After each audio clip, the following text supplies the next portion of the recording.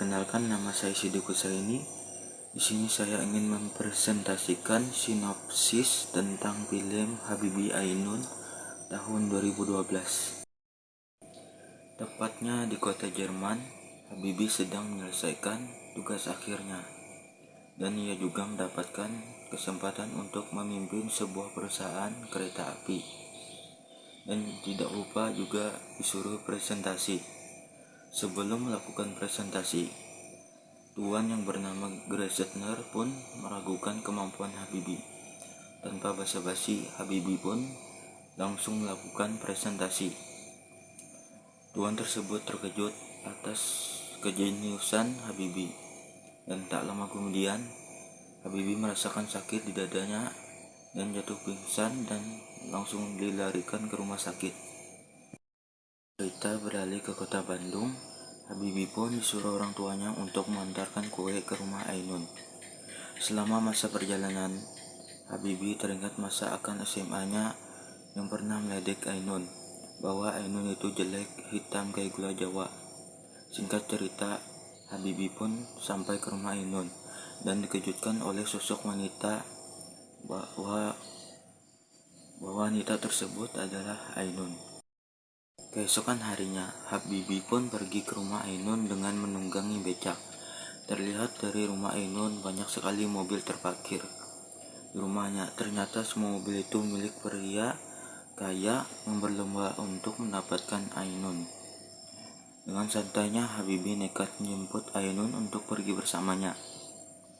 Benar saja, dengan didukung Bapak Ainun, mereka pergi jalan-jalan. Habibie dan Ainun pergi ke sebuah taman untuk bercerita masa lalunya. Singkat cerita, Habibie Ainun pun pulang dengan menunggangi becak kembali. Dan Habibie pun mulai memberanikan diri untuk mengungkapkan perasaannya untuk menikah.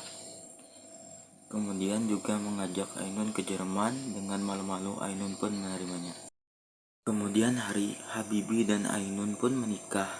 Lalu mereka berdua terbang menuju ke Jerman, dan Habibie berjanji akan membuatkan Ainun pesawat yang lebih aman untuk ditunggangi. Kemudian, singkat cerita, mereka pun memulai hidup baru. Cerita beralih ke kota Braunschweig 1963, di mana Ainun sedang mengandung anak pertamanya. Keesokan harinya, di perusahaan kereta api, tepatnya di kota Talbot, Habibie bekerja di sana. Namun itu semua bukan hal mudah baginya karena selalu diremehkan orang setempat. Alasannya adalah Habibie adalah insinyur pesawat, bukanlah insinyur kereta api. Bahkan orang setempat berpikir bahwa kereta api Indonesia saja imporan dari Jerman. Singkat cerita, di saat Habibie pulang kerja, dia kehabisan uang dan terpaksa berjalan kaki melewati dinginnya salju saat malam hari. Di sisi lain, Ainun yang setia menunggu Habibie pulang. Ia memasakkan sup untuk Habibie, dan saat Habibie pulang, ia merasakan kesakitan di kakinya karena saat di perjalanan sepatunya robek dan melukai kakinya. Kemudian Ainun berpikir untuk pulang ke Indonesia saja karena ia tak ingin merepotkan dan membebani Habibie. Serentak mendengar itu, Habibie pun menguatkan iman Ainun untuk tidak pulang ke Indonesia dan berjanji bahwa Habibie akan membuatnya bahagia karena jalan yang gelap gulita pasti ada cahayanya. Keesokan harinya, Habibie sedang mengetes material gerbong kereta buatannya dengan menahan bobot sebesar 200 ton. Dan terlihat insinyur yang di sekitar ragu akan gerbong buatan Habibie yang akan mampu menahan bobot seberat 200 ton.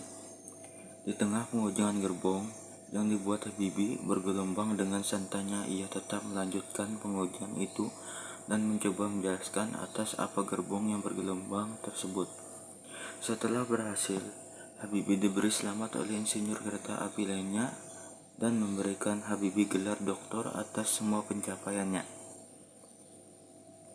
Kemudian hari, Habibie yang sudah mendapatkan gelar doktor langsung menuliskan surat untuk pengurus industri pesawat terbang untuk mengabadikan dirinya agar bisa membuatkan pesawat untuk Indonesia.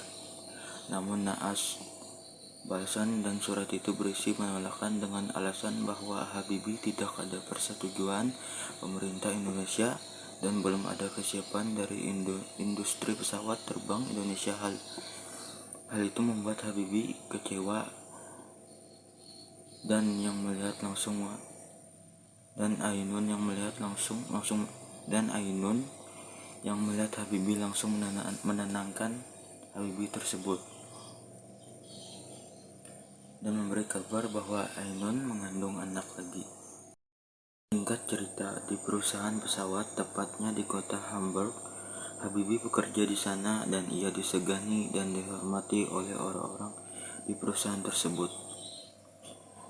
Mendengar nama Habibie terkenal di Jerman, akhirnya kedutaan besar Indonesia memanggilnya dan Habibie diminta untuk membuatkan pesawat untuk Indonesia.